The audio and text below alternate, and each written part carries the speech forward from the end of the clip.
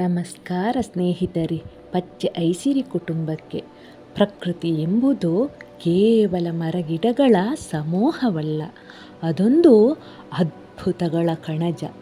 ಅಂತಹ ಅಚ್ಚರಿಗಳಲ್ಲಿ ಒಂದು ಜಗತ್ತಿನ ಹಣ್ಣುಗಳ ಹಸಿರು ಚಿನ್ನ ಬಟರ್ ಫ್ರೂಟು.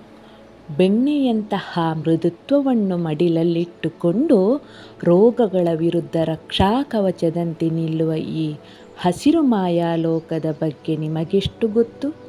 ಬನ್ನಿ ಸ್ನೇಹಿತರೆ, ಇವತ್ತಿನ ಈ ವಿಶೇಷ ಸಂಚಿಕೆಯಲ್ಲಿ ನಾವು ಬಟರ್ ಫ್ರೂಟಿನ ಅಗಾಧ ಶಕ್ತಿ ಮತ್ತು ಅದರ ಕೌತುಕಗಳನ್ನು ಅನಾವರಣ ಮಾಡೋಣ.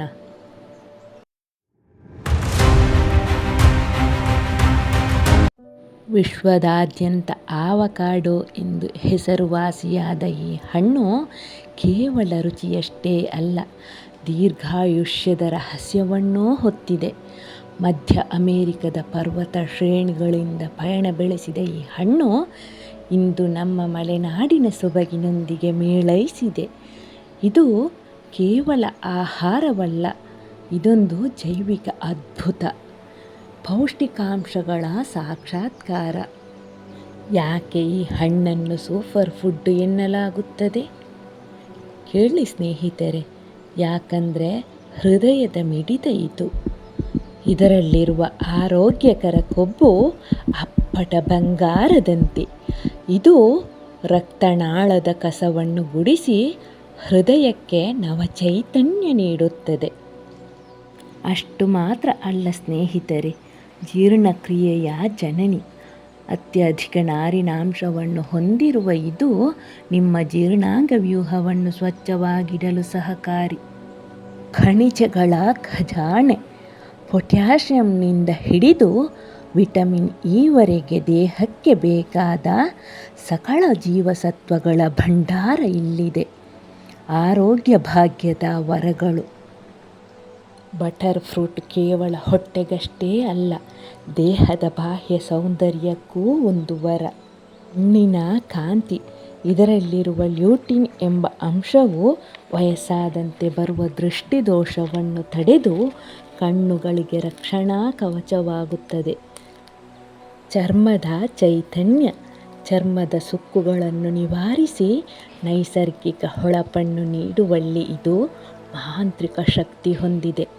ಸೌಂದರ್ಯವರ್ಧಕಗಳ ಲೋಕದಲ್ಲಿ ಇದಕ್ಕೆ ಹಸಿರು ಚಿನ್ನ ಎಂಬ ಹೆಸರಿದೆ. ಮಧುಮೇಹದವರಿಗೆ ಮಿತ್ರ. ಸಕ್ಕರೆಯ ಅಂಶ ಅತ್ಯಲ್ಪವಾಗಿರುವುದರಿಂದ ಮಧುಮೇಹಿಗಳು ಯಾವುದೇ ಆತಂಕವಿಲ್ಲದೆ ಸವಿಯಬಹುದಾದ ಅಮೃತ ಫಲವಿದು. ಕೃಷಿ ಮತ್ತು ಆರ್ಥಿಕತೆಯ ಆಯಾಮ.